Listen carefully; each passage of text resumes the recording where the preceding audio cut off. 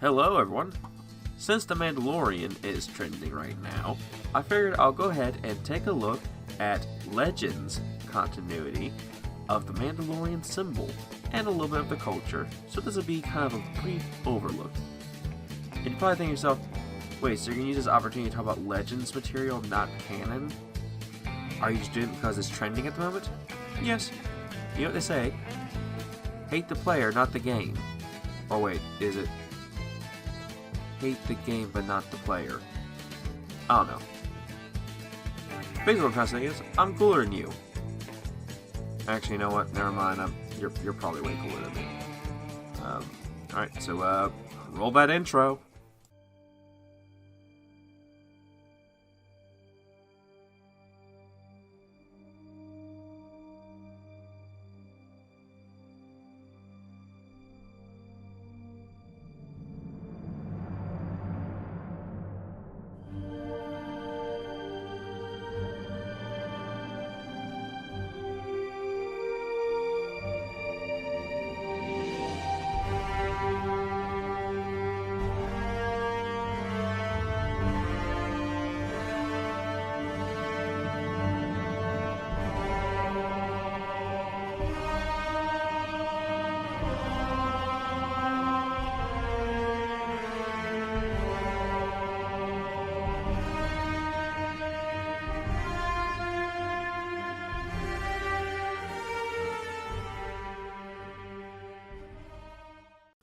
Before we discuss the history and meaning of the Mandalorian symbol, let's first talk about what exactly a Mandalorian is.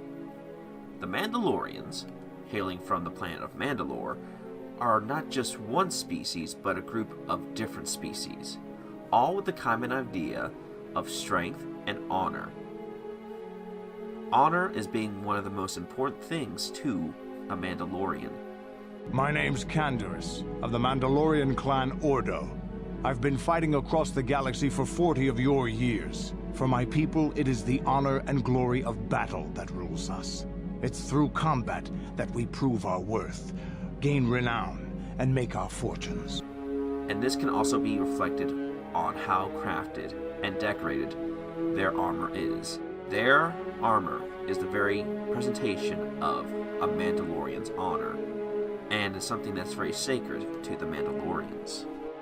Through war and conflict shapes a young Mandalorian into the true artisan of a warrior. The dreams of the battlefield, most desirable by any Mandalorian, the chance to prove oneself in the very fires of war. Most famously, the Mandalorian Wars are one of the best examples going how destructive the Mandalorians are. For they had plagued the Old Republic with many battles, destructions, and cities destroyed. Though after the defeat of Mandalore at the hands of the Jedi hero Revan, at the end of the Mandalorian Wars, things started to shift. The Mandalorians were not as big as a threat as they used to be, though still pride runs greatly. This is when the shift from warrior to bounty hunter and private mercenary began, especially as the Old Republic faded away in time, and centuries go on. Though they never really reached the height of dominating the galaxy as they once did during the Mandalorian Wars, they are still very desirable by crime boss and people who have a lot of credits to spend, both for private mercenary work and bounty hunting. And if you have a bounty on you, and they send a Mandalorian after you to collect that bounty, more than likely you're not going to survive. Without a doubt, the Mandalorian symbol is definitely one of the most recognizable of the Star Wars universe. And for good reason. The Mandalorians have a rich culture, fascination amongst fans for these great warriors is heard through fan art, cosplays, and so many things. So let's go ahead and talk about where this very symbol began. The Tong. a humanoid species and the precursor to Mandalorian culture, made their way to an unnamed world on the outer rim of the galaxy. This planet, dominated by a massive creature known as the Mythosaur. Before the Tong showed up, the Mythosaurs were the mightiest beast upon this planet. With no sentient life upon this world, they ruled these lands. Their giant size and massive strength made them a worthy opponent for the early Mandalorians. To show dominance on this new planet, the Mandalorians, the Tong, led by Mandalore the First, wiped out the entire species of Mythosaurs. From there, they became the new dominant species of the planet. Afterwards, they named this planet Mandalore, after their leader.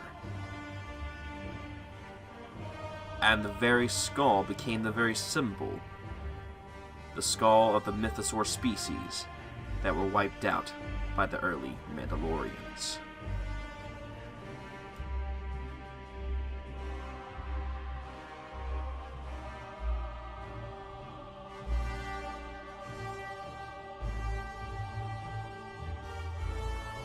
Well everyone, I hope you all enjoyed the video. This has been a quick overlook of the history of the Mandalorians, and most importantly, the symbol, and talking about how they overcome many obstacles, and what really shaped them into the warrior class they are.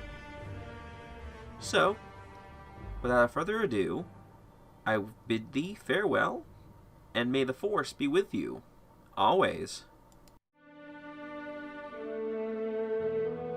The Force will be